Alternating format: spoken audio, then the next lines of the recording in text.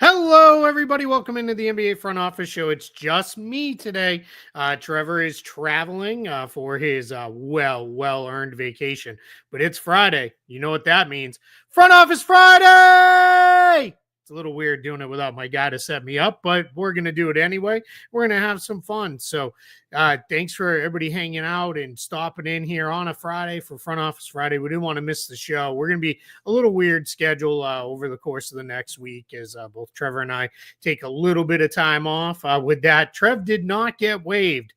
Jello says in the comments he didn't get waived. He's just a little time off. Well earned by our guy Trevor. There, we're really happy for him to get some time off. So start loading up the chat with your questions and everything you want to ask and all that stuff. And we'll get into all that here over the course of our show today, where we're excited to be here and have a little bit of fun to wrap up the week. We got trade deadlines a little over a week behind us, but we've had buyout stuff going on. We've had all kinds of things, happening there. We've had some big games. We get the All-Star weekend coming up, really starting tonight with the Rising Stars Challenge going on, and that has additional meaning because that team, whoever wins it, plays their way into the big tournament on Sunday against the real All-Stars, which we'll talk about that if you guys want to. So really anything you guys want to get into, and we'll get into that. We'll start with question that was here early from Benefactum. Says, can you guys please clear this up? Can the Lakers use the mid-level and the prorated minimum if they waive anyone? No, not really is the better way to put that. They could, but here's the challenge with that. Any money that's on the books now counts. There's no more non-guaranteed contracts. You can't get it out of any salary or anything. The only way that could happen is if you were to waive a player and then their contract got claimed off waivers by another team. But that's not very likely to happen with this. So what's going to happen here is the Lakers, if they want to do another roster spot, let's say they waive Cam Reddish, or I've seen a bunch of people say Shake Milton and those kind of things. They could certainly do that and go waive those guys, and they have room for one more prorated veteran minimum signing on the book. So they could do a couple of 10 days and then a prorated veteran minimum and like that. So with that, but yeah, you can't really go. Related question from Senpai. Couldn't they waive and stretch like Reddish? You can't stretch salary now for this current season. That deadline has already passed. So that's not going to be a thing that happens with that. So yeah, so we'll see where all that goes. Couple other teams that are in interesting spots with not having a lot of room under a hard cap and those sort of things are the Golden State Warriors, and really in a tough spot is the Dallas Mavericks. The Dallas Mavericks are in a really tough place. They have enough money to do like a 10-day contract or a prorated veteran minimum signing, but they only have 14 days total of salary left under their hard cap. So they're in a really tight spot. So that's why the news, when it came down that Daniel Gafford's not going to be out in a couple weeks, he's going to be out for maybe a couple months, maybe the rest of the regular season.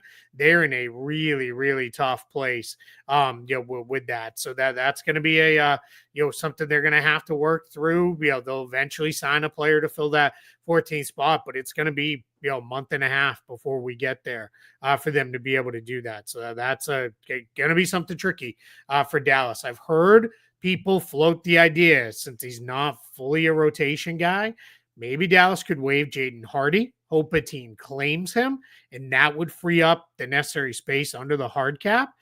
With that, in theory, that is all possible. I do think Jaden Hardy would get claimed.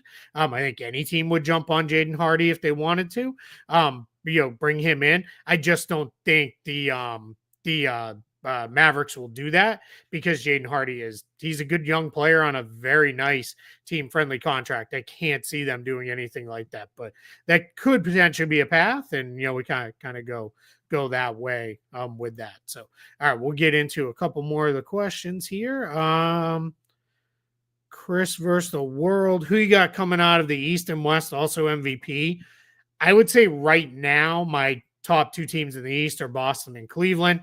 In the West, it's Denver and Oklahoma City. I'm still kind of leaning Denver a little bit, but the Thunder, I mean, they just keep drilling everybody, so I'm probably a little bit off on that.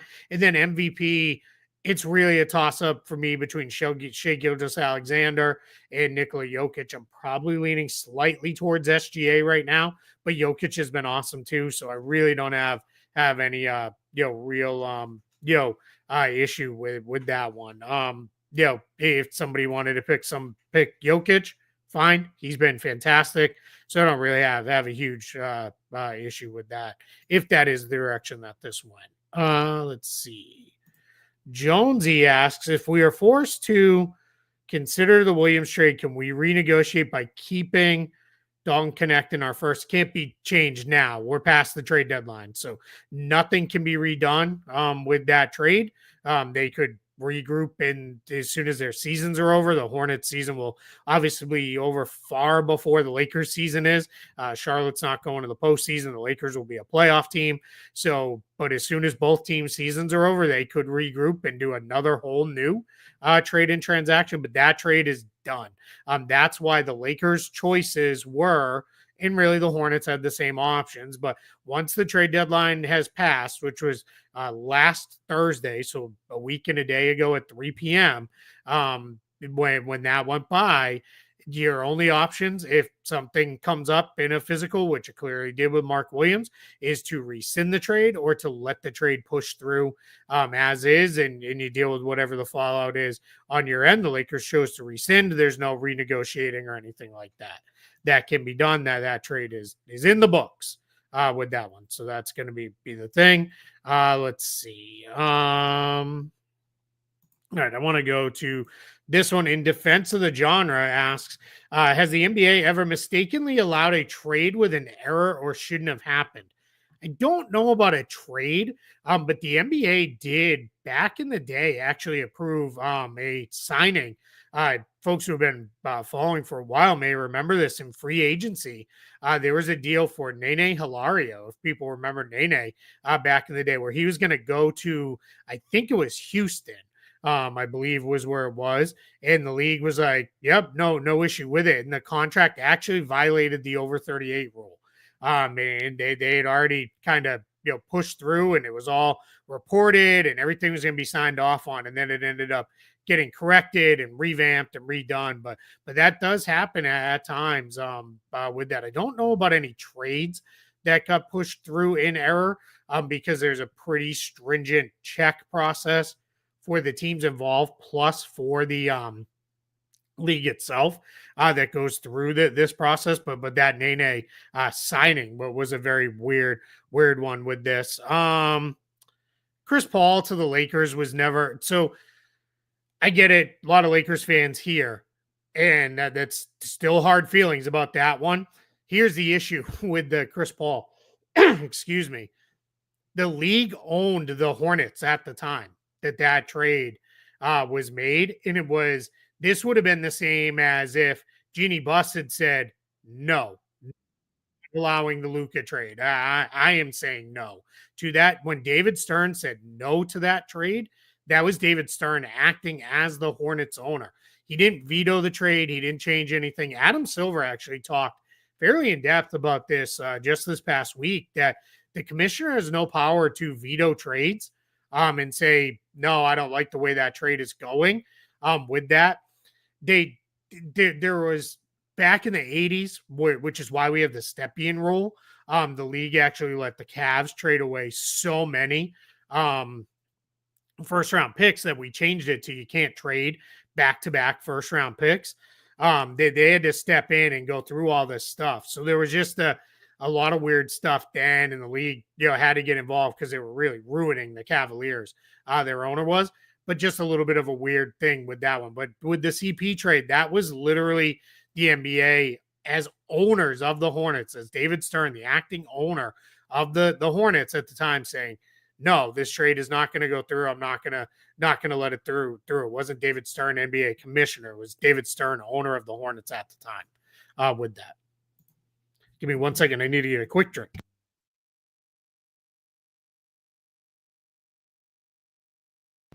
This is where I miss my partner the most because I drink when he talks and vice versa. So it's a little difficult when we're flying solo like this. Dave Anderson, yes, and Nada Houston, damn, you got too much useless knowledge in your skull. LOL, yeah. And but when I go to the store, I forget like 5 things that were on the list of a list of like 10. So it's definitely a lot of useless knowledge in there for certain. Rattling around in my brain here. Let's see. Jonathan Andrews from Twitter asks, what do you think of the new All-Star format? I'm open-minded about it. I'm willing to give it a chance. I think there is a chance it could be really good. I think it could be really fun. I like Chris Haynes reported, I think that was this morning, might have been last night, but that the NBA and the Players Association came together and talked to the All-Stars and basically told them, hey, we need you guys to take this serious and we need you guys to play hard. Like there's going to be a lot of people watching. There's going to be a lot of stuff going on. A lot of sponsors are going to be watching. We need you guys to take this seriously. And I think they will. I think we have a real chance of this being, a more fun, experience than it's been with the all-star thing and all that. So, but that's, where it all kind of, went from there with this new format. So I'm open-minded. I'm going to give it a chance and, we'll kind of go from there. Yeah, like Spike. Let's go. Hit that like button. Really does help us, guys. It really does help us more get the show out to more people. So if you can hit that like button, we really, really would appreciate it. If you guys can help out with that. I saw a question. Sorry, just for anybody wondering, Trevor. I'm flying solo. If you're a little late to the show, Trevor's on his way to vacation. He's getting on a cruise ship. So we're happy for our guy Trevor getting out of town for a little bit. That's going to be really good for him to take some time off. And thankfully it's time off where he has to disconnect because it's going to be he doesn't do that enough. Ronmo MTV says, who is your top city to get a new franchise? Forever and always till they get one? Seattle. I want Seattle to get a team, and it almost doesn't matter who I want to get the other one because it's going to be Las Vegas, barring something really, really unexpected. I think, those two cities are about as locked in as you can imagine. A ton of people on this. They're all in the same boat. Everybody believes Seattle and Las Vegas are going to get teams. And then after that, we see where the league goes. What the NBA is excited about is they have like 7, 8, 9, 10 cities between the United States, Canada, and Mexico. And we'll see what happens with this whole Europe thing. It's not going to be an expanded thing where European teams in the NBA, but that's going on as well. The league's very focused on launching some form of NBA Europe there. So, but they've got a lot of cities here in North America that are super excited about the opportunity to bid for a team. So I think what's going to happen for the NBA is they're going to go to Seattle and Las Vegas, but they're going to have a kind of reserve list of maybe 4 to 6 cities where it'll be, hey, if we decide we want to go to 34 teams in the future, we want to go to 36 teams down the line, we want to go to 40, we're going to have a list of cities where we could go. I don't think anything like that happens anytime soon. I used to say I thought expansion within 3 years we would get a notice of here we are expanding, and then within probably 6 months to a year we would get here are the cities that are getting the teams, and then within 5 years we would have these guys these teams start playing, new teams debut in the NBA. I think now that maybe is more like 5 years to start the process, which is unfortunate because I think the worry here is that the NBA is focused on this NBA Europe league that they're trying to start. So it's going to be a really, really tricky spot there. So, with that, it's going to be really, interesting to see with that, how that kind of comes together at the end of the day. Let's see here. Matthew Evans asks, hey, Keith, does the playoff eligibility deadline apply to converting two-way players as well, or can you wait till the last day of the regular season? Same thing on a two-way player. You can, so it's people get very confused on this playoff eligibility deadline. And the word they always leave out is waiver. It is playoff waiver eligibility deadline. So what happens with that is you have to be waived by March 1st, and March 1st is included in that. So if anybody who's on a current roster today is waived after March 1st and then they sign with a team, they cannot play with that team in the postseason. But you can sign players all the way up to the last day of the regular season. That includes two-way conversions. A famous example I use, because it happened 2 years in a row, was Dante Jones of the with the Cavs when LeBron was still with the Cavs and they were making the finals runs every year for a little bit there. They signed Dante Jones 2 years in a row on the last day of the regular season and had him on the roster. Tatum's checking in behind me over here when you saw him pop his head up. But they so they had that happens, and this happens pretty regularly. You'll see teams get players signed here at the next little bit through and they'll continue to tweak and add and adjust their roster. Same rules apply to the two-way conversion guys. Those guys are definitely in the same boat where they can be converted all the way till the end of the season. The big challenge with the two-way is I have to check the exact date on it. I think it might be like March 4th this year. But we do hit a date where two-way contracts can no longer be signed by teams, and that gets a little bit messy on that front with that. But yeah, we're gonna get into a spot where you're gonna see guys continue to get converted. You're gonna see guys continue to get signed. But the key takeaway is it's waived by March 1st, not signed by March 1st. And that's going to, if you watch the show every day, you're probably going to hear Trevor or I repeat that over and over and over again because that question comes up very regularly at this time of year. Let's see here. Guys, if you're new to the show or you haven't watched before, don't spam the chat. Won't answer your question if you spam the chat or even pull your comment up. We're just going to, kind of go with that. Alex says Nashville will be new Memphis Grizzlies before 2035. I don't think so. Memphis just announced a plan to pour a ton of money into the arena. And, part of that is Memphis, the Grizzlies stay in Memphis for, I think it's like a 35-year agreement or something like that. So they're not going to be, in a spot. Ari asks, is there a way Dallas can sign someone while staying under the apron? Ari, I already talked about this. They can't. They March 31st is the first day that the Mavericks can sign a player to a rest of season contract. They have 14 days of salary left that they can give out.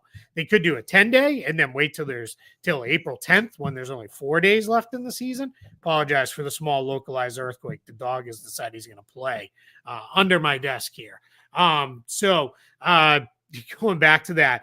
So Dallas is really stuck where they can only sign a player either March 31st if they go with a full rest of the season signing, or what they could do is do a 10-day contract. Then they'd have 4 days of salary remaining. That would be April 10th with 4 days left in the season. Then they could do a signing that way as well. But for now, they're stuck. They have to sit on that. That's why that hard cap is tough. And someone asked in the chat and I missed it. I apologize, but people have asked previous with this, where did they get into a place with the could they get into a place where they get a hardship exception and then sign that way? They can't do that. A hardship exception is a roster exception that allows you to sign an extra player. Hard cap is hard cap. That's it. It is, you cannot exceed a hard cap by even $1. And if you're going to, you have to go a different way. And what happens with this is when you go is if you don't have enough room, you have to find a way. One of the things that's been suggested, I mentioned this earlier, I don't think this is going to happen, is if Dallas really needed to clear a little bit more room, they could waive Jaden Hardy. A team would claim him. That gets the contract off your books, and then they would have room from there. But I don't think they're going to waive Jaden Hardy. He's a nice young player who they like, that they have on a really good extension moving forward. So I don't think we're going to see anything happen there with that. And I think Dallas is just going to have to wait it out and figure it out from there with this. JJ Castillo asks, what's the one thing Celtics need to do to improve after the break to look like the defending champions by the playoffs? I think they're kind of there. When they play really good teams, they've done really good. They beat the Cavs in Cleveland. They hammered the Knicks a week ago in New York. Really, drilled them. They're just not showing up every single game like most defending champions ever. They show up and they're just kind of putting a putting a little bit of lack of effort into some of these games. There's a lot of I'm just kind of showing up, and that is just kind of where it is with this. So yeah, but I can't see any thing that's really wrong with the Celtics. They're playing pretty good when they need to against the better teams. I'm not I can sound cocky, but I'm not I'm not worried, I guess is the best way to put it. I don't have any real fears about any of that stuff there with that. Let's see here. Yeah, I get a lot of nonsense going on in here. This is what happens when we go a little bit later on the day on a Friday. I think we've got all the kids here. We're late in the day too because I was watching Captain America today. No spoilers, but I had a lot of fun. I know it's getting a bad rap, but we had fun with that, and we had a really good time with that. So take that for what it is. It was nice to have a more grounded story and not all this multiverse, multiple timelines, space and time stuff. It was and I get it, grounded. There's a big no spoiler here because you've seen it in the trailers, but a big red Hulk running around smashing stuff. So I get it, but it was fun. With that. Caleb asked about Markelle Fultz. King signed him, but he didn't play last night. Yeah, there's a little bit still to go with him, I think, on getting ready. Their hope is that he'll be ready after the All-Star break to play with them. So we'll see, with that. Let's see here. I don't think it's a Winter Soldier rehash. There's elements of that for sure. But definitely not definitely not a Winter Soldier rehash. There are parts where it feels a little bit like that, but it's not there with that. Glenn, 2K should reach out realistic cap settings. Glenn, here's the two issues. One, I've already talked to people at 2K. They're just not interested. And then the second part is they are, I don't know how much the average 2K player really wants that. I think most of them are, no, let's, just kind of run it the way it's being run with that. So I don't think they, are really all that interested in that. So I think it's, I think it's going to be, a spot where it's just going to be what it is. I mean, they won't even fix the idea that a player who's tagged as injured is out for, trade purposes. They won't even fix that. And that's definitely not a thing that happens with that. And I'm going to tag a couple of things here. Guys, if you ask 2K questions, to be on this roster related one, I don't have a lot of thoughts. I don't play it. So I don't know, if you're asking gameplay stuff, I don't know about that. Let's see. Canadian Laker asks, it's Valentine's Day. What are the top 3 things you love about the current NBA? I think the talent level is higher than it's ever been.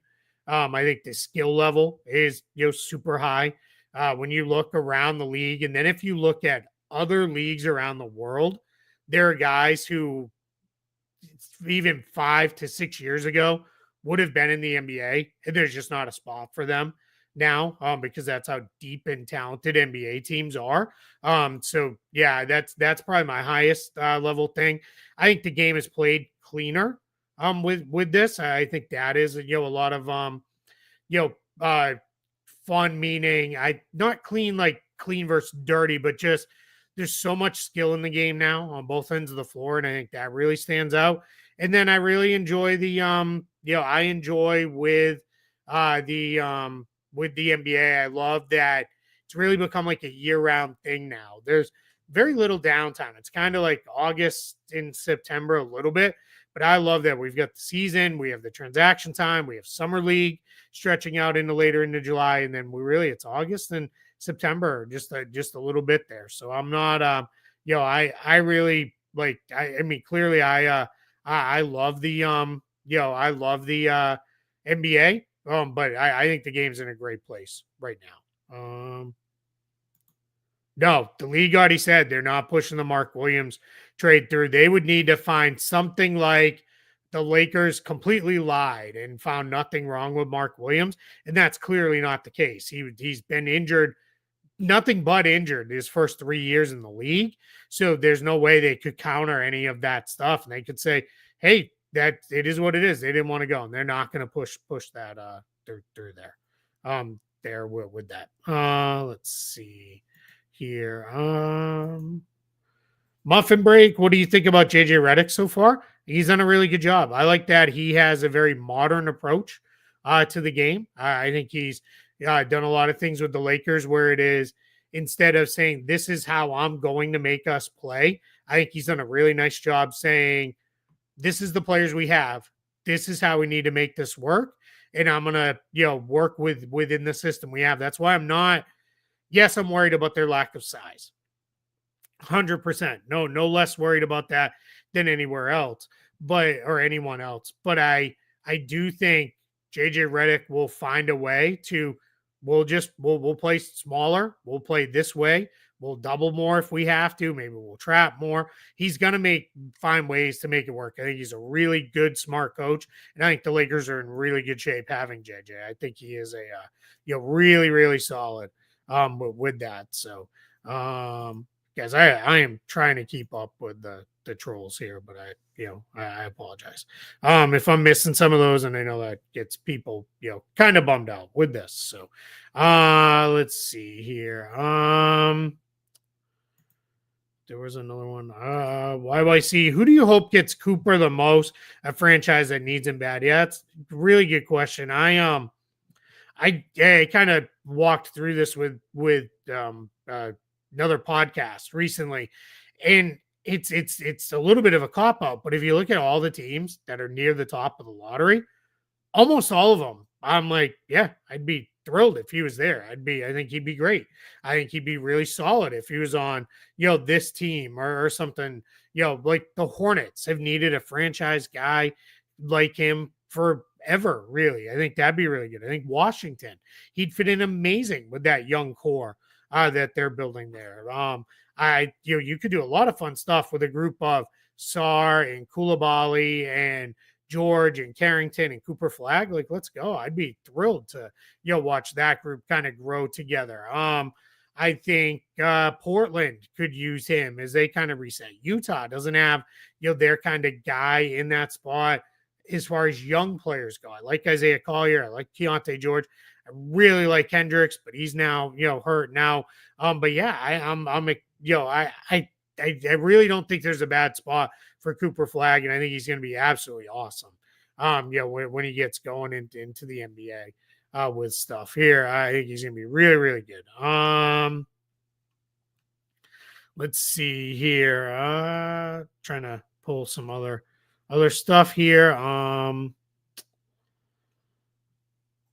Just trying to find real questions that aren't a little, people arguing and being ridiculous. Hit me with some more, guys. We're gonna go for a little bit longer here, and then I've got some work I need to do here. Very clearly, a lot of these people have multiple accounts, so I do apologize for that as well, because it's the same post all the time. All right, what's your take on Scoot so far? I think Scoot's coming along. I'm really bummed out he just got hurt. Hopefully that's not going to keep him out too long, because he's really been figuring it out. I know a lot of people aren't really watching the Trailblazers right now, but he is really, really playing really good basketball. He's really started to figure it out here as a as a playmaker. That's been really fun to watch here. Sorry, I did not mean to pull that up. That's been really fun to watch him develop his skills as a playmaker. I think that's been great. I think he has really been, really getting better as the first year and a half in the league has gone along. You have to look at baby steps, especially with really young point guards. I think that we're really seeing a lot of people now come around to, all right, we got to give this kid time to figure out. He's also been in just a weird spot on that Portland team. They're a very oddball team with that. So I'm super excited about him. Yeah, I love it. A draft question from Jalen Farrell. Ace Bailey is very polarizing. Is he dropped on your draft board? Please explain. He has, but only by one spot. I've now got Dylan Harper in front of him. I have Cooper Flagg number one by himself. I know there's been some suggestions that some teams like Dylan Harper and they really want him and those kind of things. But I like Dylan Harper plenty, but he's number two with me for behind Cooper Flagg. I think he's going to be really, really good. A good big ball handling guard. That's really important. A guy who can really play, guy who can do a lot of different stuff as far as, on ball, off ball, all that kind of stuff. So I am, really, excited about, where that goes with Dylan Harper. Here's the issue for Ace Bailey. One, when he's played without Harper, he hasn't looked quite as good. Even if some of the games have been good, when you actually watch, he gets a little, weird with some of his stuff. He's had a couple games where he's been just kind of out there, kind of passive, and you don't really feel him. And then I think, with that, I think the other thing with Ace Bailey is people are going into it with him where it is he's very happy to take rough shots, to take tough shots. He will take a lot of off the dribble shots. So that part I get very kind of caught up in his stuff where those look great when they go in because it's like, oh man, a tough shot maker and all the stuff. And we all get fired up and excited about it. But I think the other challenge is with him is you got to make sure he's taking those when he needs to. Here with this, that is the thing. These are not, you want them to make tough shots when they're forced. You don't want him to just settle for those tough shots. But I really like him. He's still number 3 on my board. He just dropped one spot behind Dylan Harper, and that's the only reason why. I'm calling people out. I'm getting called out for blocking people. No, it's because they're spamming the chat and saying the same ridiculous stuff, and it's clearly a person with one account here, George Jefferson Hairline. So calm down a little bit. I'm blocking these people when they're kind of going into being stupid about it with multiple accounts and just copy pasting the same message over and over again. So too bad if you don't like it. Let's see here. There's another super chat. Let me get to it. Forum Blue Kevin. Keith, the only Celtics fan I like. I appreciate that. What changes would you like to see with the playoff format and also to the in-season tournament to make it more meaningful? In-season tournament, I'm actually in favor if we still did it the way it's set up with the groups. I would like to see the groups change so that it's just the entire league is split into groups. I would rather see that, and I would actually be okay if we did it as home and aways. Where it was, a lot of home and away setup where everybody played everybody twice, because I don't think we'd run into the same level of weird stuff with the tiebreakers and all the things that kind of go into all that. So I would be, in a spot where it is, let's kind of go into a place where let's make it a little more interesting where we're getting more matchups. Like, who wouldn't love a third Celtics Lakers matchup, right? Like that would be really, really good. I think we'd all be really excited with that. So I think it's, that would be a lot of fun to have that. So I would be all about that. And then I think, that would be a nice change. And if they did the home and away, we wouldn't get such a mess with the tiebreakers and all that other stuff. With that. So, yeah, we'll see, with that, we'll see if they kind of, how they change it up here, with this. So, let's see here. Playoff format too, you asked, Form Blue Kevin. I'm okay with the playoffs the way it is. I'm glad they went to the best of 7 in the first round. I think the NBA, rarely do we not get the best team winning the title, because there's not the upsets that we get.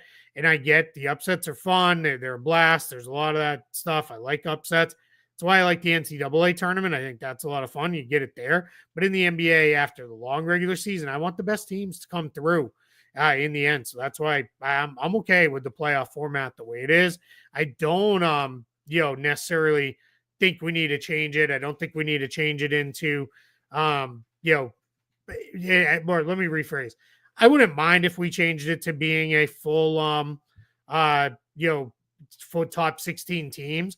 I think the challenge is I don't like to, I don't, it's never going to happen. So I don't like to focus on that because the East owners are never going to vote for that to happen. So that's where I am, I don't really know, the people who really want to spend a lot of time on that, it's just not going to happen. So, that's where, I just, don't know. With that, Esham asks, Pistons 40 wins or less this season. I think they're going to get there. I think they're going to finish above 500. I think there's going to be a chance, that they are, that they finish above 500 and they really go. I think it's going to be really, great season for them in the end. I think they're going to finish as a top 6 seed in the East as well, and I think they're going to go forward with that. So I think they're going to be really, really good. I would say more than 40 wins. That's long way going through that.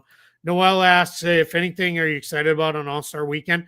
I still like the 3-point contest. The dunk contest is fun sometimes. And then I'm excited to see this new format. I think at a very least, whatever team wins the Rising Stars and then gets the berth into the tournament with the 3 teams of All-Stars, that game's going to be good because that NBA team is not going to want to lose to a team of a bunch of first and second year players.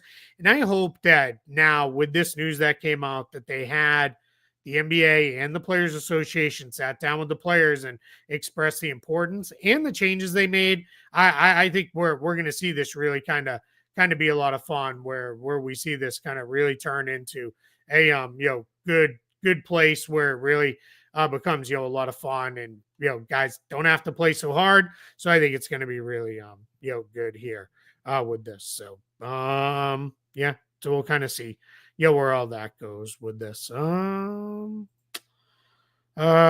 games for the finals. That's too much. Yeah, no, we don't need to change to a 9-game final. NBA series are fine as best of 7s. That's the best. So I don't really have a huge issue with that. The way we do that. So I think the playing tournament's been a good addition here as well. So I've been really enjoying that so far. I think that makes a lot of interest in the way teams approach it. It's going to be weird here with this, and weird to see how does this kind of go into a place where the East 10th seed this year is such a mess.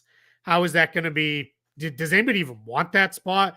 What's going to happen in that situation? Like that's going to be, the kind of crazy thing to figure out with that. So, because I am trying my best to keep up with these trolls here, but it's a struggle. There's a lot of, I'm guessing it's one idiot coming in here repeatedly because they're just copy pasting the same message. But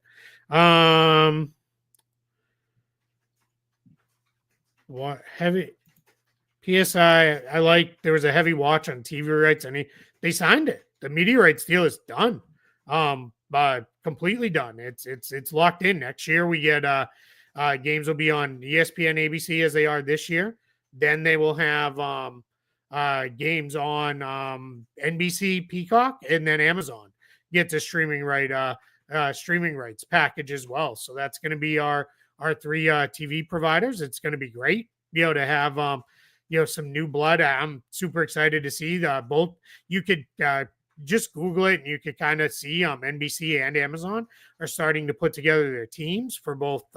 Sounds like their game broadcasts and their studio shows there. So it's those are done.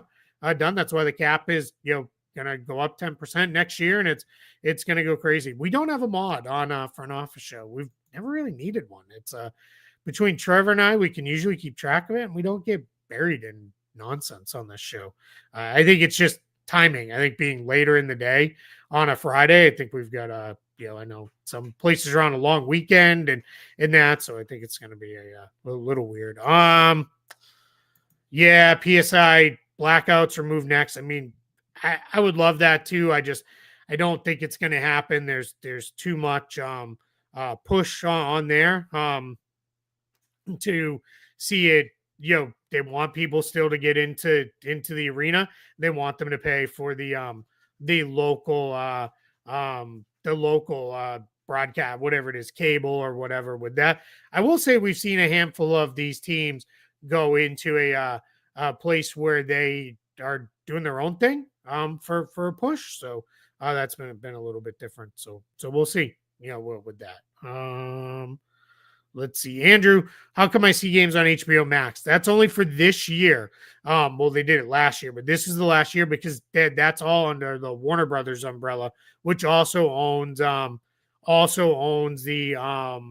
TNT. So that's why you see games on there. You won't see that next year. Those are going away from that. So with that,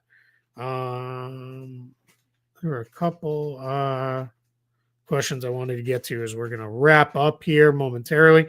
Who are second round steals from the 2024 NBA draft? I'm going to pull up just so I don't miss anybody. Top guy, while I'm pulling that up, though, that comes right to mind is Jalen Wells. He's been excellent for the Memphis Grizzlies. He's probably been, one of the best rookies, period. But he's been really, really good for Memphis. I really like Oso Iguodala, as you guys know. If you follow me over on social media, he's one of my favorite players. So I just think he's good. Also, he should play more. Houston got two really nice players in Jonathan Mobo and Jamal Shed. They've done a really nice job for the Raptors. Kyle Filipowski, his whole weird draft situation that caused him to drop so low, but he's had a nice run with the Utah Jazz so far there. And then AJ Mitchell was having a really, really nice year with the Thunder before he got hurt to the point where they ended up converting him to a standard contract. So we're really excited for him. And then Quentin Post has played well recently for the Warriors. So that's been really good too. So I'm excited for him as well. He's a BC guy, so I'm very excited there. To go back to our previous TV Inside the NBA, it'll be on ESPN, ABC next year, at least to some level. We're not exactly sure what that's going to look like or anything, but we're going to see that show up on ESPN, ABC as well. Let's see, there were a couple more. Bleed Purple Leaf says, I want to see it's Spot Track, not Sport Track. GM Simulator, use all the rules. We will have a managed team function coming back for the NBA. The goal is hopefully before the NBA offseason. Our NFL one is out there. People are using it all the time to simulate the NFL offseason. You'll be able to simulate the season there. The Lakers GM, you get to have a ride simulator at Disney. Come on, Rob did work this year. We got to give him, got to give him a little bit of a break on that one.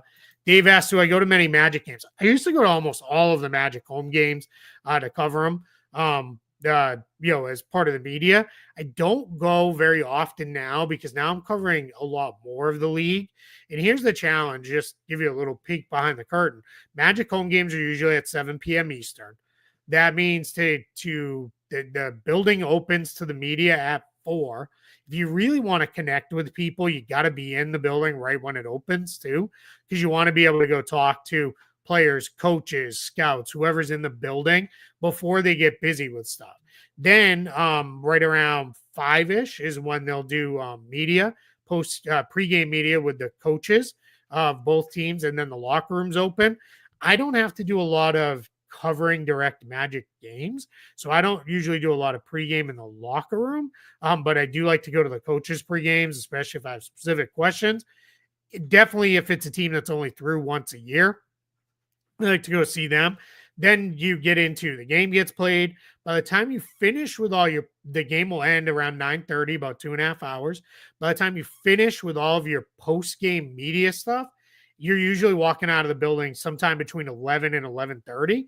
And then for me, it's about a half hour home. So by the time I get home, games are basically done for the day, and I don't get to see a whole lot left. So that's where it turns into I don't know how much value there is to me going, but I do like to go, when I can get over there, especially every once in a while the Magic will play like a day game or something, and I can get there and just kind of get over there and do that, and that's a lot of fun with that one. So I like when I can get there with that. So but yeah, I it's it's fun to go cover games and all that stuff. It's a lot of blast there.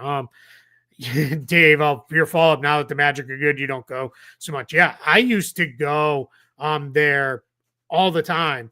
I watched a lot of bad basketball here in Orlando, and it was really, really crazy with that. So do NBA GMs really have such important convos at mall coffee shops? Absolutely. They have them wherever they can meet up. Where they can meet up, they get together and just kind of do their thing there with that. So let's see.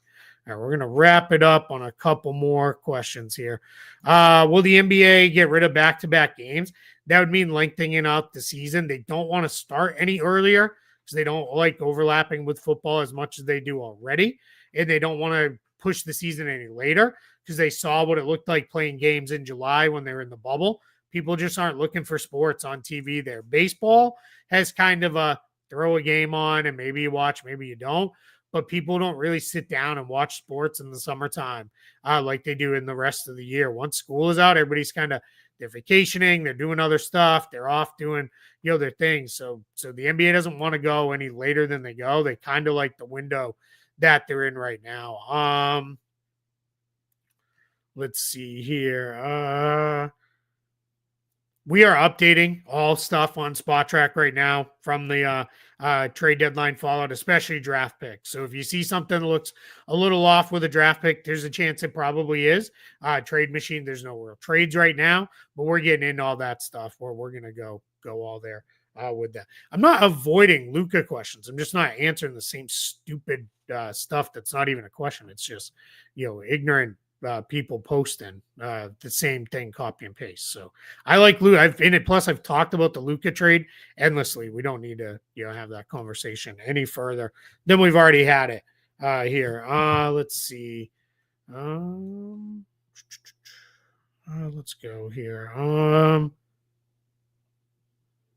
I didn't see Trevor say the Lakers will sweep the Nuggets with Luka. I don't think he said that. That doesn't sound like something he would say. With that, I'll answer. All right, here's a good one to end on. Why did you move out of Boston? I got a job. That was it. I got a job with Disney. I had done an internship with Disney. I went home to finish up school. Knew I really wanted to work in sports, but at that time I had no idea how to make that happen.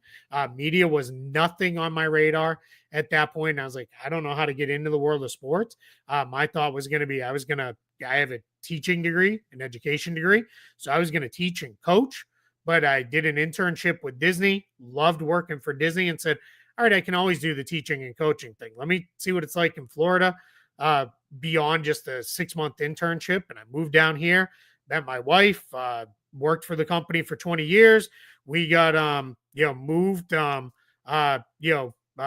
California for a while, got moved back here to Florida now. And so that's where, that's how I ended up here in Florida. That's why I left Boston. It wouldn't have been for any other reason. I, miss home all the time.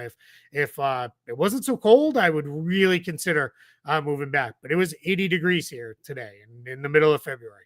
And I think back home still under like 8, 9, 10 inches of snow with that. So, it's, I don't miss that part at all.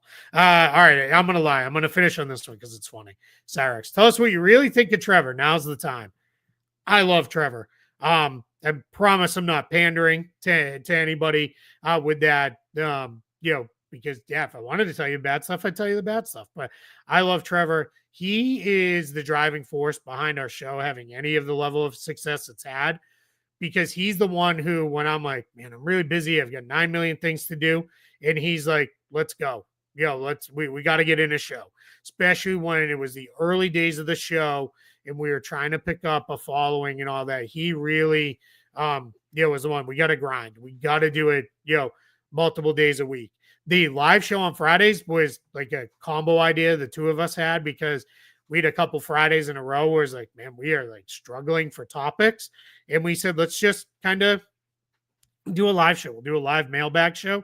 And it went really well. And it's gone really well now for well over a year. But he's one of my favorite people in the world, even outside of basketball. We've become really good, close friends outside of all this. But I mean, you guys know how hard he works every day with, just the amount of videos that he puts out in content he's constantly putting together. I am, just in awe that he does it all the time. With the level of stuff that he's able to put out with that. And, it's a blast. I'm very thankful that he's, my partner here on this show, and we get to hang out. We have a, really good time. I love how much people love it. It's a Lakers guy and a Celtics guy together on this. And yes, I saved the best for last with that. But yeah, it's been a blast, doing the show with him. We've got a lot more to come. I'm really, really, really happy he's on vacation and taking a real vacation, because he needs to. He needs a break. But yeah, it's the best. We have an absolute blast with this show. We have a great time doing it. So we appreciate everybody. And on that note, thanks for hanging out with me here on a solo Friday. We will see you guys at some point in the coming week. I don't know exactly what it'll look like. I'll get that figured out. It'll be just me solo again. Maybe we'll do another quick Q&A type show, and we'll figure all that out. We're going to have a great time. I had a blast hanging out with you guys here for the most part. Some of you, did make it a little bit rough on us, but for the most part, we had a great time. All the regulars and everybody else for hanging in. Hit that like button on your way out. If you're not subscribed, hit that subscribe button as well. Thank you guys so much. How does Trevor end it? Stay safe and see ya.